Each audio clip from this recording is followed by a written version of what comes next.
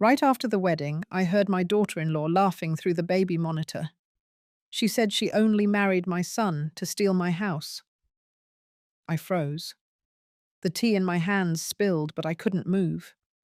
For years, I believed her kindness was real. I welcomed her like a daughter. But now I wonder, how far would she go to finish what she started? The baby monitor was still on. That old device had been sitting on my dresser for years, mostly forgotten. I only turned it on that day because Bianca said the walls were too thin and she didn't want Elijah to hear us talking. Funny how that worked out. I was folding towels in the hallway when her voice cut through the speaker, sharp and amused. I married him for that house. The old woman doesn't even know what's coming. Just let me wrap this up. My body locked. My hands froze mid-fold. I didn't breathe, not for several seconds. I stood there in silence, the fabric slipping from my fingers. My own daughter-in-law. The one I had made soup for, sewed curtains with, helped pick her wedding dress. The one I called family. I remember walking back to my bedroom like I was floating. The hallway looked unfamiliar, like someone else's home. I sat at the edge of my bed, staring at the floor while her words kept echoing in my head. That house. The old woman. Wrap this up. Outside, the trees swayed gently. It should have felt peaceful, but there was something sharp in the air that night. Something sour behind the jasmine. I didn't cry. I didn't scream. I just sat there, hands on my lap, feeling my heartbeat slow and heavy. I've lived through enough to know when something has broken that can't be patched again. Bianca married Elijah the day before. It was a small backyard wedding, simple but warm. I baked the lemon cake myself. I remember her kissing me on the cheek, her perfume sweet but too strong. She said thank you like it meant something. I wonder now how long she had been planning it, how far back the lies went. Elijah looked happy, relaxed for the first time in months. He trusted her completely. And I thought I did too. But that night something shifted in me. I didn't go charging into their room. I didn't confront her. I didn't even tell Elijah. I went to the closet and took out the old baby monitor's receiver. I changed its batteries and placed it in the living room bookshelf. Then I waited. There's a certain kind of stillness that comes after betrayal. Not chaos, not rage, just stillness, like a winter pond before the first crack of ice. Bianca doesn't know I heard her. Not yet. But I will not let this play out the way she expects. And if you're still listening, have you ever had a moment where everything you believed about someone shattered in a single breath? That was mine. And what came next? Well, I never imagined I'd be capable of it. Stay with me. I promise this story doesn't end the way she thought it would. The house had always been quiet, but now it felt too quiet. The kind of quiet that doesn't bring peace. It presses against your ribs and makes your heart beat louder. It sat at the edge of a wooded slope in Oregon, where the pine trees leaned in just enough to shade the windows by noon. This house was built by my husband's grandfather and passed down to us after the accident. It had good bones and creaky floors and a stubborn back porch that never closed right when it rained. I loved every flaw in it. When Elijah was born, I used to sing to him by the fireplace. Later, when he was old enough, he would record himself playing piano on a cassette deck and make me sit through every second of it. I still had all those tapes, labeled in his handwriting, stored in an old bread tin in the hall closet. After my husband died, it was just Elijah and me. I fixed the roof, paid off the taxes, and never took a second mortgage. I never told Elijah how hard those winters got, how some months I chose propane over groceries. I did what I had to. This house wasn't just a house. It was where every version of me had lived. The wife, the mother, the widow, and now somehow the woman being targeted in her own home. Bianca moved in the same night they got married. She didn't ask. She just rolled her suitcase over the threshold, like it already belonged to her. Elijah smiled like it was the most natural thing in the world. She started making changes right away. First, she replaced the curtains I had sewn by hand with something white and sheer. Then she boxed up the record player and said it was too bulky for the living room. The cushions disappeared next. The old lamp with the yellow fringe. The framed photos started shifting too. A few just vanished altogether. I found one of them under the guest bed. It was a picture of Elijah at 5 holding up a stick like a sword. My husband stood behind him laughing. I used to keep it on the mantel. Now the mantel held a scented candle and a pair of abstract bookends. At first I thought I was being sensitive. I've lived alone too long. Maybe I was reading into things.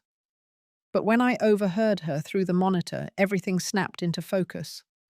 These weren't aesthetic choices. She was scrubbing the house of its past. Of me. She started referring to the place as our home whenever she had friends over. She gave tours like she was the lady of the house. Once I heard her say to a woman in the kitchen that the house had potential but needed to be opened up. I was standing right there. She smiled at me like I was a plant in the corner. Pleasant, decorative, non-threatening. Elijah, for his part, didn't notice, or didn't want to. He spent most of his time at the clinic. He's a physical therapist, good at helping people move again. I wonder if he ever noticed how his wife moved me aside without touching me. One night I went to the basement. It smelled of cedar and old holiday boxes. I pulled out a wooden chest I hadn't opened in years. Inside were my husband's letters, handwritten instructions on the boiler and a copy of the property deed. My name was on every page. Mine alone. I placed that deed in a folder. Then I placed that folder in the drawer beneath the baby monitor. The house was mine. And I needed to remember that. The next morning, Bianca announced they would be hosting a dinner for Elijah's co-workers. She handed me a recipe list and said it would be nice if I helped. She used the word help. Not cook, not plan. Help. So I helped. I made sure the kitchen was spotless. I brought out the good dishes. I even polished the old silver tray that belonged to my grandmother. Then just before they arrived, I stood in the hallway and pressed record on a small recorder I had tucked into the pantry doorframe. If she was going to erase me, I would let her talk while the house listened. The dinner went exactly as she wanted. Elijah's co-workers sat around the table, laughing politely, complimenting the wine, nodding at Bianca like she was the perfect hostess. She wore a deep green blouse that shimmered under the lights. She moved from guest to guest, with practiced charm, resting her hand on shoulders, filling glasses at just the right time. I stayed in the kitchen like she suggested. Not said directly, but suggested clearly enough. I brought out dishes, cleared them, and wiped the counters, while they chatted about physical therapy equipment and housing markets. Bianca called me Muriel in front of the guests. Not Mum, not even Mother, just Muriel. When everyone left, she told Elijah she was tired and headed to bed. He helped me stack the dishes. He kissed my cheek before heading upstairs. Said thank you for everything, and told me the chicken was perfect. I waited until the house was dark, then took the recorder from the pantry. I sat at the kitchen table, the lights off except for the under-cabinet glow. I pressed play. Most of it was surface talk. Laughter. Clinking silverware. Then Bianca's voice came through soft but clear. She's harmless. Completely harmless. Honestly, I don't think she even knows what day it is half the time. There was a pause, then a man's voice, one I hadn't heard in the house before. So what's next, he asked. Her response came with a chuckle. I'll give it a few weeks. Then we'll bring in Dr. Ellis. He's helped with things like this before. Old family members who get a little confused. Once that evaluation's done, it's just paperwork. Elijah will sign whatever I put in front of him. He trusts me completely. That was the first time I heard her say the doctor's name. Dr. Ellis. She was planning to have me declared mentally unfit. I paused the tape, heart thudding steady and slow. I had spent the last 2 weeks convincing myself that I might have misheard that first conversation, that maybe she was exaggerating. Maybe I had imagined parts of it. But now it was on tape. Clear, cold, calculated. She had help. And a plan. I didn't sleep that night. I sat in the living room with the recorder in my lap and watched the shadows shift across the ceiling. The next morning I moved through the kitchen like normal, made coffee, toasted bread, set the radio to the classical station. Bianca didn't come down until nearly 10. She acted like the night before never happened. She smiled and thanked me for cleaning. I smiled back and asked if she wanted more jam. She poured herself a cup of coffee and sat across from me. Calm, confident, too confident. Later that day I went into the attic. It had been years since I climbed those narrow stairs, but I knew what I was looking for. In the far corner, wrapped in a wool blanket, was my husband's old recording kit. 2 reel-to-reel decks, a pair of directional mics, and a heavy pair of headphones. He had worked at a community radio station in his 30s, back when everything was analog. I brought it down, piece by piece, cleaned each item carefully, and set it up in the study. The equipment still worked. The tapes spun smooth. The sound was beautiful. I spent the next few days testing microphones around the house, in the dining room, behind the bookcase, near the fireplace where they often sat with their phones. I didn't care what they talked about. I wanted her voice, her words, on record. On Friday afternoon, I got what I needed. I had placed a mic behind the framed map in the hallway. Bianca was on the phone again. Same man's voice. Victor. That name came through this time. Victor, listen. I need you to stay patient. If you show up here, it'll ruin everything. Elijah is halfway to giving me co-ownership. I just need that medical report. One signature from the doctor and I can file the claim. She's fading fast anyway. I heard my own breath on the tape then. Sharp. Controlled. Don't forget why we started this, Victor said. Bianca laughed again. I haven't. That house is our future. Just trust me. I pressed stop and let the silence ring in my ears. There was no more doubt. She wasn't just trying to push me out. She was working with someone had a fake doctor lined up and was trying to take legal ownership through guardianship claims. She thought she was clever. But she underestimated the one thing she didn't know about me. I had spent most of my life listening. To patients, to my son, to the sounds of storms rolling in over the ridge. Now I was listening for survival. And this time, I was recording every word. The first morning I let the coffee boil over. I stood by the stove as the pot hissed and bubbled, watching the liquid run down the sides. I didn't move to clean it. I simply turned off the burner and sat down. Bianca walked in 10 minutes later and wrinkled her nose at the smell. I apologized slowly, said I must have forgotten I had started it. She didn't reply, just wiped the counter in silence and poured herself cereal. That was my first move. Subtle, forgettable, but enough to plant the seed. Later that week, I put a sweater in the freezer. I didn't say anything about it. I let her find it while looking for the frozen peas. She stared at me across the kitchen like I was a puzzle missing half the pieces. I looked back with a soft smile and said, maybe I had been dreaming while I was organizing. By then, I had already collected 4 separate recordings. Bianca had grown careless. Or maybe she thought I had grown useless. She was on the phone with Victor more often now, always in lowered tones, but always in rooms I had already wired. The most recent one was the clearest. She walked into the bathroom with a pair of socks in her hand. Bianca said, her voice laced with amusement. I think we're almost there. One more good slip and we'll call Dr. Ellis. He owes me a favor. Victor asked something low I couldn't make out, but Bianca's response was crisp. I'm serious. Once we get the declaration, I'll take care of the rest. You'll have the back guest room, plenty of light, and a fireplace. She was giving away rooms in my house like they were raffle prizes.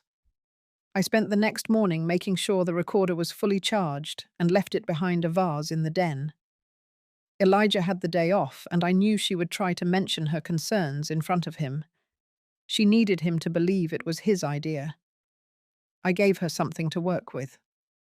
When Elijah came in from the garden, I was sitting at the kitchen table with one slipper on and one oven mitt on my left foot. I was flipping through the phone book page by page. He looked at me the way I knew he would. Not alarmed, just puzzled, like seeing your favorite song played in the wrong key. I told him I had been looking for a bakery, but I couldn't remember the name. Said something about a birthday. His birthday. Only his birthday was in November and it was July. Bianca stayed quiet. She let him take it in on his own. She was learning. The following day, I misplaced the car keys. In truth, I had put them inside the piano bench, tucked under the sheet music Elijah had composed when he was 12. I sat on the porch and said I must have left them at the grocery store. That night, I heard Bianca's voice again on the recorder. I think it's time. Call him. Tell him she's becoming a danger to herself. Mention the stove, the keys, the freezer. It's enough. Dr. Ellis came the next day. He wore a beige jacket and carried a leather satchel. His smile was polite, but his eyes scanned the room like a man expecting damage. Bianca greeted him at the door, offered tea, acted like she was nervous and concerned. I sat in my armchair with a blanket over my knees and waited. He asked me a series of questions, simple ones at first, name, date, current president. Then came the memory games, repeating words, counting backwards, drawing a clock. I did well. Not perfect, but well. I got the hour hand wrong. I forgot one of the 5 words. I didn't overdo it. Just enough. He closed his notebook and gave Bianca a look I caught in the reflection of the window. She nodded, and they stepped into the hallway. I leaned back and listened. She shows some mild disorientation, he said, but nothing conclusive. Bianca pressed. Is it enough to raise concern? Legal concern? He hesitated. With a little more documentation. Yes, possibly. That was all I needed. After he left, I went into the study and labeled the newest recording Ellis Visit 1. I filed it with the others in a locked drawer under the desk. The game was no longer about hiding. It was about timing. Bianca wanted to erase me slowly, piece by piece, but I had no intention of disappearing. Let her think I was slipping. Let her gather her little notes and whispers and signatures. I would give her just enough rope to tie the knot herself. And when the moment came, I would pull. It had been nearly 4 weeks since Bianca's first call to Dr. Ellis. The house remained calm on the surface, but underneath everything was shifting. I could feel it in the way she moved around the kitchens like she owned the tile, the way she barely looked at me anymore. To her, I was already gone. I had recorded 5 more conversations, each one more incriminating than the last. One featured her talking about how easy it would be to sell the house if the paperwork goes through by fall. Another one mentioned a man named Stuart, a real estate agent in town she had already contacted. She was making moves in daylight now, confident. She believed the narrative she built, that I was fading, that Elijah would cave, that everything was already hers. But I had something she didn't: the deed, the tapes, and more importantly, time. So that morning, I packed a canvas tote with a few things, a thermos, 2 sandwiches, and the recorder wrapped in a towel. I put on my navy cardigan and headed out before sunrise. I didn't leave a note. I wanted them to wonder. The drive into town was smooth. Lane County Courthouse sat between 2 rows of weathered buildings and looked almost like a school. modest brickwork, quiet halls. I had been there once years ago with my late husband when we updated our will. The woman at the front desk recognized my last name. She guided me to a clerk named Grace, who wore glasses on a chain and listened more with her eyes than her ears. I laid out the first half of what I had the original deed notarized. The will. A list of changes I had never filed but had drafted carefully. Then I handed over a flash drive. "I need a copy made," I said simply. "And I need advice." Grace didn't ask many questions, just nodded, plugged in the drive, and skimmed through the files. I had selected 3 recordings. Not all. Not yet. But enough to draw the outline of what was happening. Enough to paint the picture of a woman being cornered. When she looked back up, her expression had changed. "There's someone you should speak to," she said. She brought me down the hall to a private office with a wooden desk and no clock. A man in a grey blazer introduced himself as Mr. Callahan, legal liaison for elder safety concerns. He had gentle hands and waited until I finished speaking before writing anything down. He didn't seem surprised. That was the first thing I noticed. He told me there were legal mechanisms to protect people in my position, that if I felt someone was actively attempting to manipulate my mental status for financial gain, I could file a motion to freeze the transfer of assets until a full hearing was conducted. I asked if I needed to bring a lawyer. He said not yet. He said the first step was awareness, documentation, pattern. I opened my notebook. I showed him my chart. Dates, quotes, names, file names. I had been thorough. He leaned back in his chair and let out a quiet breath. "You've already done most of the work," he said. "Now we just need to make sure none of it gets erased." We arranged for the recordings to be duplicated onto 2 separate hard drives. One would remain at the courthouse. The other he handed to me with a label and a receipt. He also had me fill out a form requesting a formal review should a medical evaluation be submitted under duress. I left just after noon. The sun was high and the streets smelled like grass and hot cement. I drove to a cafe I used to visit with my husband and sat at the corner booth with my thermos and sandwich. I didn't call Elijah. I didn't want to lie, but I wasn't ready to tell the truth yet either. When I returned home, the house was quiet. Elijah was still at work. Bianca was in the sunroom legs, tucked under her flipping through a glossy magazine. She glanced at me once, then went back to reading. I set the hard drive in the back of the pantry behind the old jar of cloves no one had touched in a decade. That night, I placed one more recorder inside the hallway light fixture, a newer one, smaller than the rest, just in case they started whispering. I had no illusions this would be easy. Bianca would push harder soon.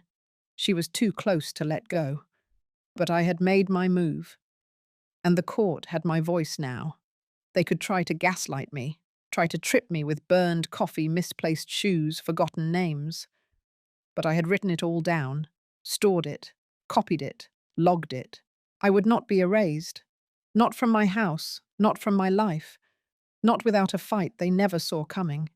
Bianca made her first mistake on a Tuesday afternoon. It wasn't loud or dramatic. It wasn't the kind of slip most people would even notice. But I did. She was standing by the kitchen window phone in hand voice a little too high. I wasn't trying to listen, but when someone repeats your name with a sneer, your ears sharpen on instinct.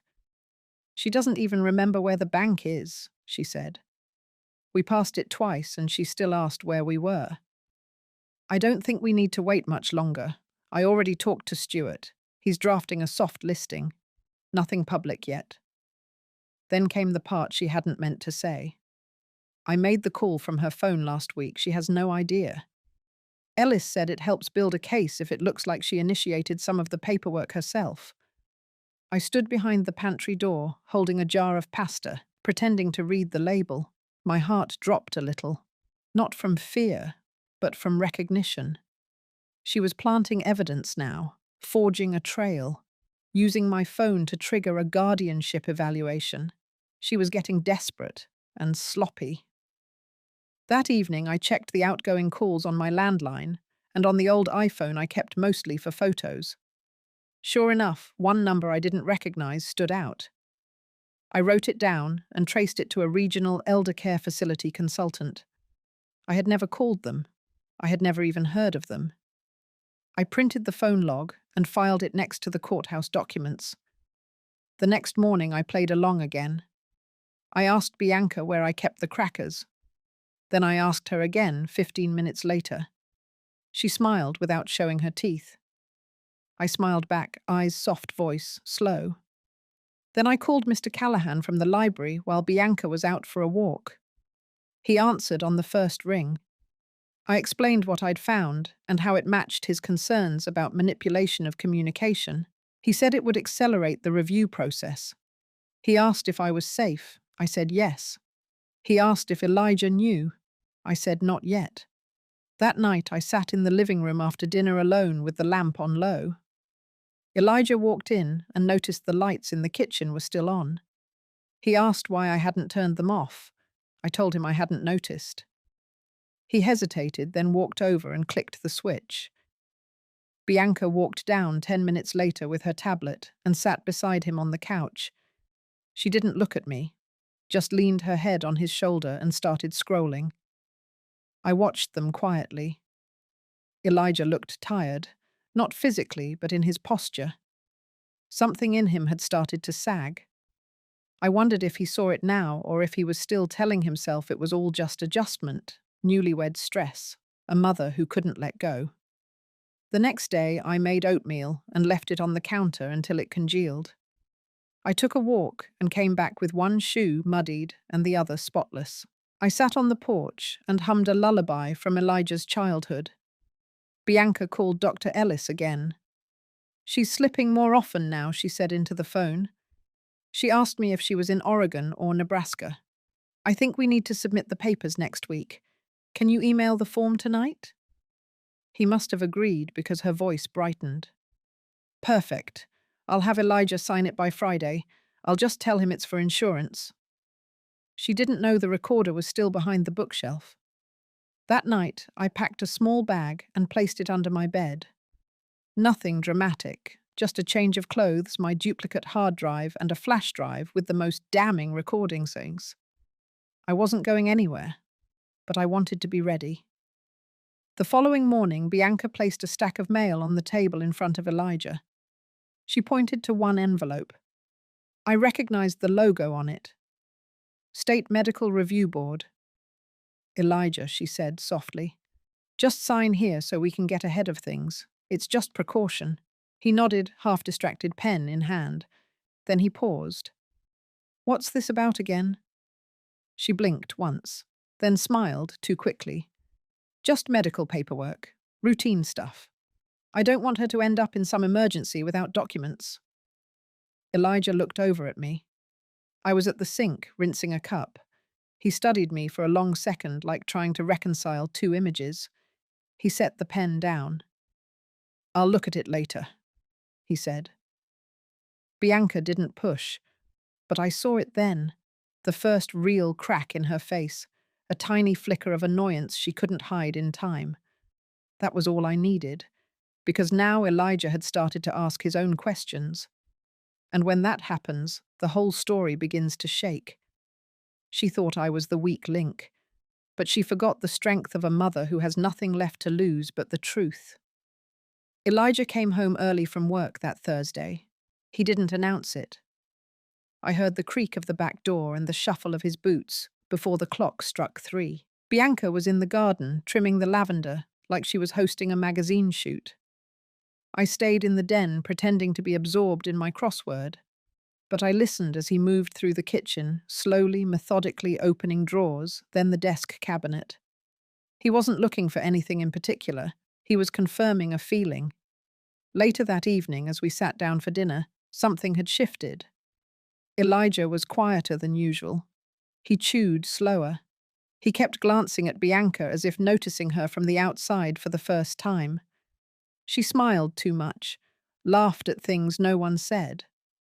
After the dishes were cleared, I saw him hesitate near the hall closet. That's where she kept the accordion folder labeled household. In it were the forged medical forms, the elder review requests, the real estate inquiries with Stuart's name.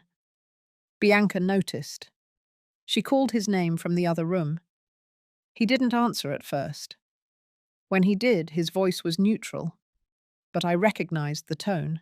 It was the same tone he used when he was 16 and caught his best friend lying about skipping school. Quiet, flat, dangerous in its stillness. That night, she didn't sleep in their room. She said she had a headache and moved to the guest room. I knew better. She was watching him, watching how close she'd come to losing the narrative. I didn't sleep much either. I spent the hours replaying the last few weeks in my mind, every line she'd crossed, every moment Elijah had dismissed or ignored. By morning, he was different, focused. He poured his coffee, sat across from me, and asked how I was feeling. Not like someone making conversation, but like a man who had finally opened the door to a locked room. I said I felt fine, that I was glad the rain had stopped, that maybe I'd sit on the porch later. He nodded once, then slid a manila envelope across the table. I found these, he said, in her desk. Inside were 3 forms, all with my name, all signed, none by me. He didn't look angry, just hollowed out. I'm sorry, he said. I should have seen it sooner. I didn't reply. I didn't have to. The moment held everything. He asked if I had spoken to anyone about this. I said yes. I told him about Mr. Callahan, about the courthouse, about the recordings. He didn't interrupt. When I finished, he stood and left the room. An hour later, Bianca returned from her morning errands. She greeted him with her usual cheer, but something in her voice cracked. She could feel it now, too. He didn't answer her. He walked straight past, out the door, down the drive. He came back 20 minutes later with a box from the UPS store and a small package wrapped in brown paper. He handed me the box without a word. Inside was a brand new recording device, one with cloud backup, and a burner phone with preloaded contacts. Mr. Callahan was listed as number 1. I should have protected you sooner, he said. But I'm here now. That night, Bianca was careful. Too careful. She made dinner. She complimented my hair. She offered to do the laundry. Elijah watched her from the hallway, like a man watching a stranger rearrange furniture in his house. I knew what was coming. She would try one last time, something bolder, something final. She didn't like loose ends. So I stayed up late checking locks, placing the new recorder in the vent above the hallway. I logged into the cloud account and tested the microphone twice. Then I hid the burner phone in the linen closet under the flannel sheets. At midnight, I heard footsteps. Light ones, not Elijah's. They moved past my room. Paused, then continued to the study. The door clicked open.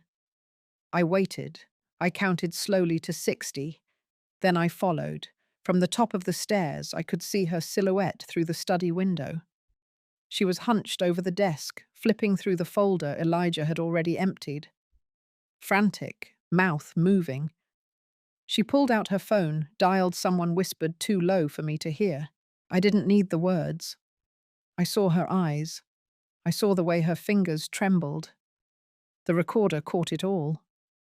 The next morning, Elijah met me in the kitchen. She tried to take the backup drive, he said, but I moved it 2 days ago.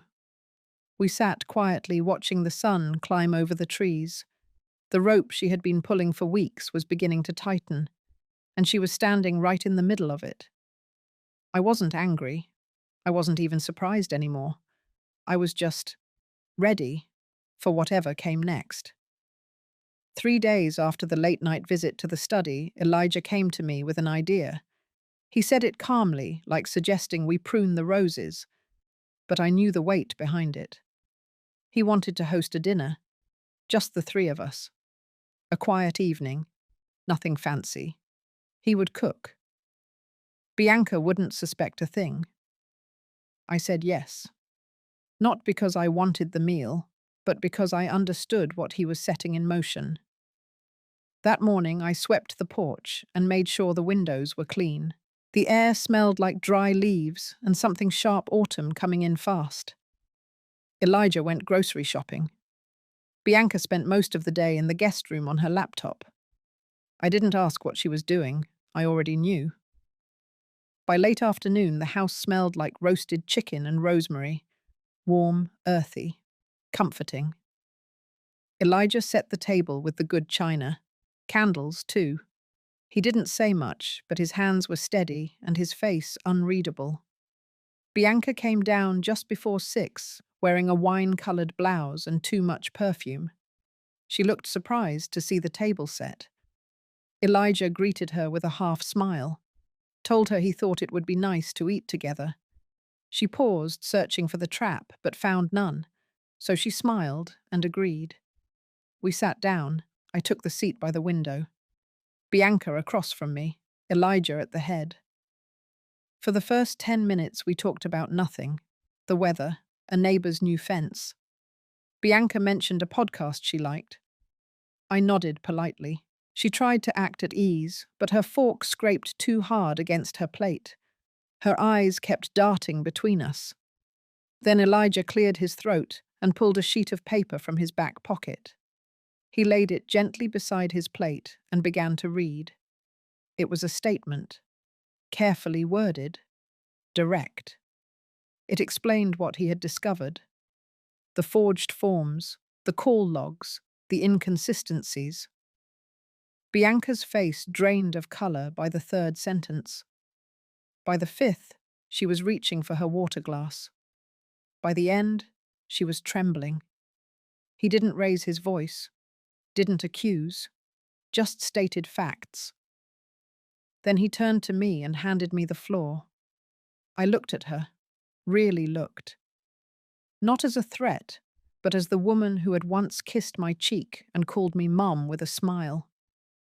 I told her about the tapes, the backups, the cloud, the courthouse, the affidavit waiting in Mr. Callahan's office. I told her I had recorded the night she whispered into the phone, the morning she tried to get Elijah to sign. The evening she slipped into the study, thinking no one was watching. She didn't speak. Her face was frozen. Her mouth hung open, but no sound came. Then Elijah stood. He placed a small package on the table. It was the original deed to the house in my name, and a notarized letter from the county clerk confirming Bianca had no legal claim to the property. She stared at it like it might catch fire. "I want you out," Elijah said quietly. "Tonight." Bianca's lip twitched.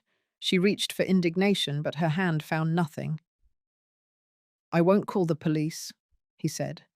"But if you're still here by morning, she will." He nodded toward me. Bianca's chair scraped back. She stood. For a second, I thought she might throw the wine glass or scream, but instead, she walked out. 30 minutes later, we heard the car pull away. I sat there for a long while after she left. The candlelight flickered on the edge of Elijah's empty plate. He returned with 2 cups of tea. No words, just the quiet rhythm of understanding. For the first time in months, I exhaled without weight. But I knew it wasn't over. Not completely. Bianca was too calculating to vanish. She'd show up somewhere else, spin another story, find another door to slip through. But here in this house, the door had closed. I had drawn the line. Elijah had backed it. And the woman who once thought she could erase me had just watched herself disappear. Not with screaming, not with chaos, but with truth. Documented, delivered, done. The house settled into an unfamiliar quiet after Bianca left. Not the uneasy silence that had clung to the corners during her stay, but a softer, weightless kind. Even the floorboards seemed to creak with more ease, like the walls themselves were letting out a breath they'd held far too long. Elijah didn't talk much the next day. He moved slowly through the kitchen, made himself eggs, stood too long in the hallway just looking at old photos. I let him be. There are some kinds of processing you have to do alone, no matter how many people love you. He found one of the cassette tapes later that evening. It was labeled Elijah Age 8, Rainy Tuesday. He brought it into the living room without saying a word, placed it into the old tape deck, and hit play. The sound was faint at first, a scratchy piano melody, followed by a younger voice laughing offbeat notes, stumbling over one another. Then came my voice, distant and warm, encouraging. Elijah sat there, elbows on knees, head bowed. I didn't interrupt. The tape played through. When it clicked off, he sat back and looked at me like he hadn't done in years. Not just as his mother, but as someone he finally saw in full. "I'm sorry," he said, voice dry, "for how long I ignored it. All of it." I told him it wasn't about the apology. It was about what he did now that he knew. He nodded. He understood. That weekend we began putting the house back together. The sheer white curtains were boxed and replaced with the blue floral ones I'd tucked away. The cushions returned to the living room sofa. The mantel held the photo of my husband and Elijah again, and the candle holders from my grandmother found their place near the fireplace. We didn't erase everything. That wasn't the point. But we reclaimed what was ours, not out of bitterness, but restoration. Monday morning came, and with it a thick envelope slid through the mail slot. It was from a law office in Portland. I opened it carefully. Inside was a formal cease and desist letter from Bianca's attorney. She claimed defamation, emotional distress, and requested a settlement for damages to reputation. Elijah read it, jaw tightening with each line. But I had expected it. Bianca never left quietly. Mr. Callahan confirmed she had no standing. We had the recordings, the documentation, the notarized affidavits. But more importantly, we had time-stamped proof of every lie she told. He offered to reply formally and file a protective response if needed. I agreed. I didn't want revenge. I wanted boundaries, clear legal ones. Over the next few weeks, I resumed walking the old trail behind the house. The trees were turning gold and red, the kind of beauty you can only earn by living long enough to appreciate it. One morning, as I sat near the edge of the trail with a thermos of coffee, Elijah joined me. He didn't say anything at first, just sipped his drink and looked toward the horizon. "She almost had me," he said, finally. "She told me I was saving you from yourself, that you were losing touch, that you needed someone who could handle your affairs with grace." I didn't respond. She used that word. Grace. Like it was a weapon. I looked at him and saw the shame still clinging to his edges. I reached over, placed my hand on his wrist. "We all want to believe the people we love are exactly who they say they are," I said, "even when something in our gut tells us otherwise." He nodded. Back at the house, we made a list of everything she'd tampered with. Not just the furniture or the mail, but the more subtle things. Financial accounts, health records, old family documents she had filed away in a locked drawer in the study. I spent one afternoon combing through those folders. In one, I found a draft of a letter she'd written to my doctor, never sent, but clearly intended. It implied I was beginning to show signs of confusion and paranoia. It referenced incidents that never happened, claimed I once left the stove on all night, that I forgot Elijah's birthday. It was chilling to read my own life rewritten on someone else's terms. I placed the letter into my case file. Evidence. A reminder. Elijah began attending therapy the week after. Not because of Bianca alone, but because of what he let fester between us for too long. The distance. The doubt. The passive silence. It wasn't about fixing what had been. It was about not repeating it. We agreed on one final thing. Bianca would never be allowed back. Not to collect anything, not to explain, not to appeal. If she sent someone on her behalf, the sheriff would be informed. We changed the locks. We added a camera to the front porch. But most of all, we added clarity. That clarity didn't come through a court battle or a viral confrontation. It came in a dinner, a tape, a son realizing that truth doesn't always shout. Sometimes it sits quietly until someone finally listens. And once it's heard, it never lets you go. It had been nearly 3 weeks since Bianca left, and yet her presence still lingered in corners you wouldn't expect.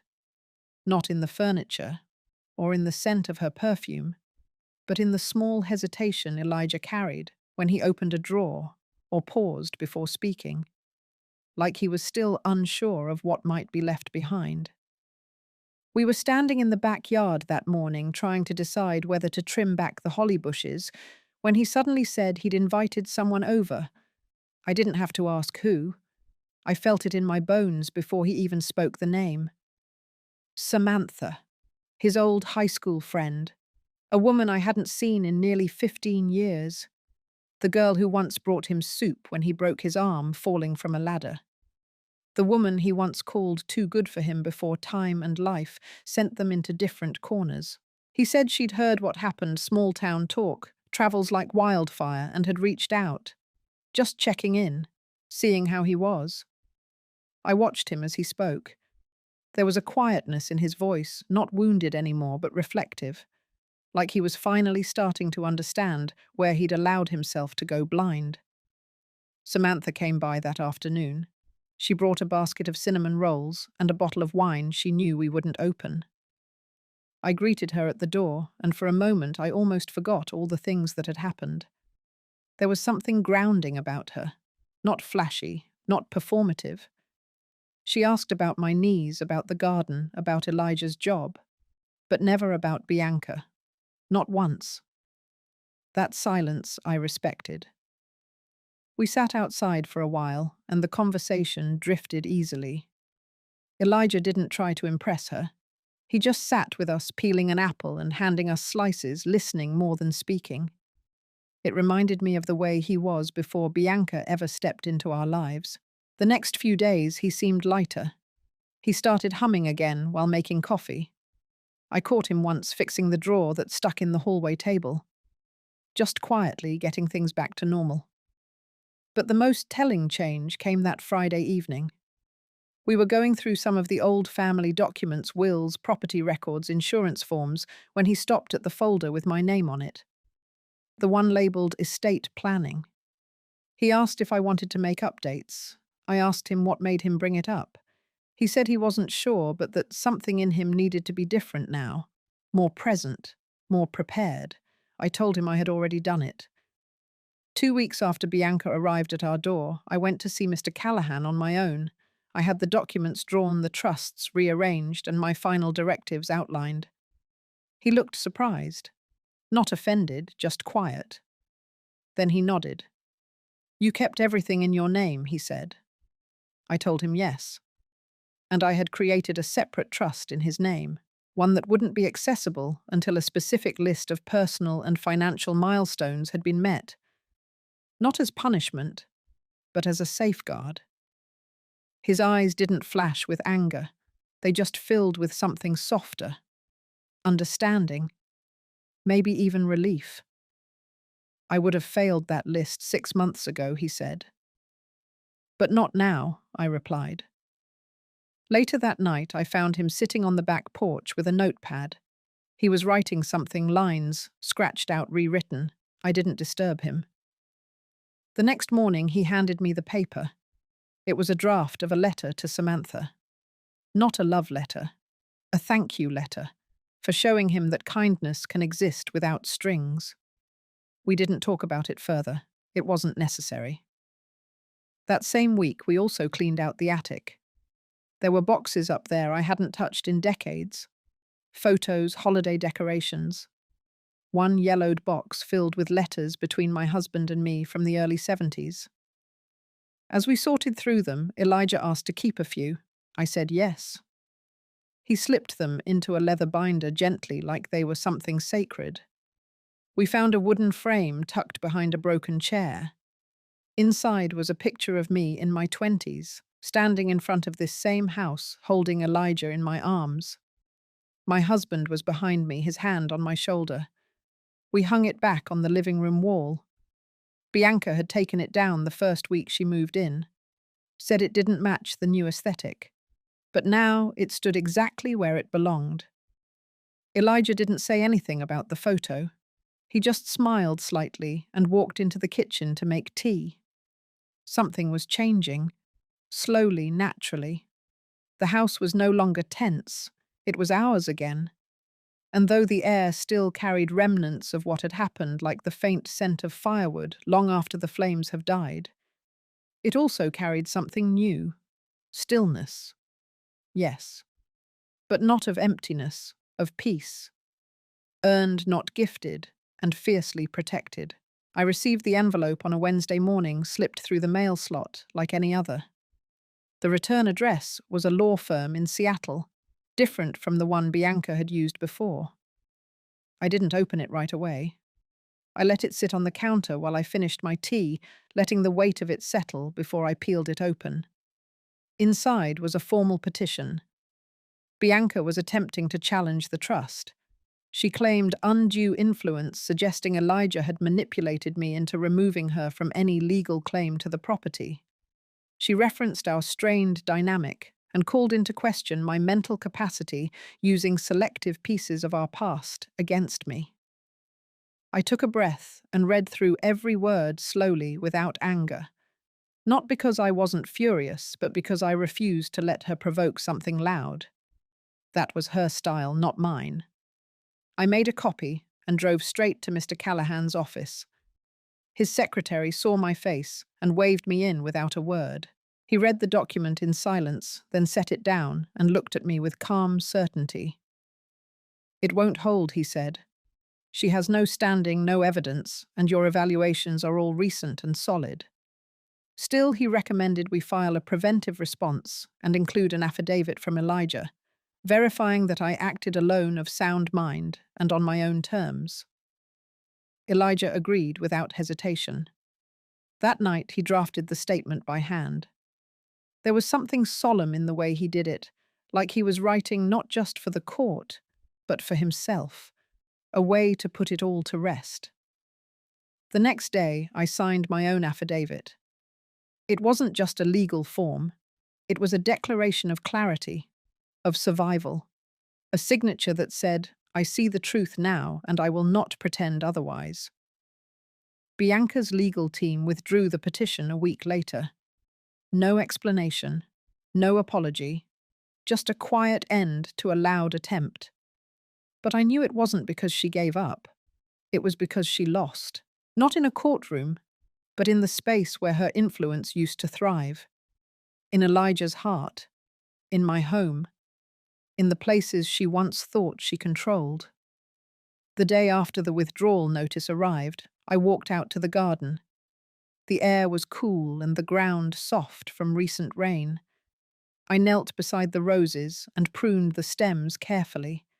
The petals were still in bloom, vibrant. I thought about how long it had taken to reach this quiet. Not just the silence of resolution, but the silence of reclamation, of finally owning my voice again, of knowing that whatever happened next, it would be mine to name. Not hers. Not anymore. Spring crept in slowly that year. The snow melted without ceremony, and the birds returned one by one, their songs folding into the mornings like they had never left. I woke earlier these days, not from anxiety, but from a kind of readiness, like life was waiting on me, not the other way around. Elijah had begun working again. Nothing grand, just a small consulting role with a local tech firm. He liked the quiet of it. He still visited often, still helped with groceries, still asked if I needed anything fixed, even when nothing was broken. Sometimes he stayed for dinner, sometimes he didn't. But the difference now was that I didn't feel hollow when he left. I didn't sit in silence wondering what I had done wrong. That ache was gone. In its place, I found stillness, not the kind I had feared. A stillness made of peace, made of having chosen myself. The trust was now sealed, the house protected, the recordings filed and stored, and the letter I had once written to Elijah explaining everything in case I never got the chance to say it aloud was no longer needed. I burned it one morning by the creek behind the house, watched the edges curl and vanish into the wind.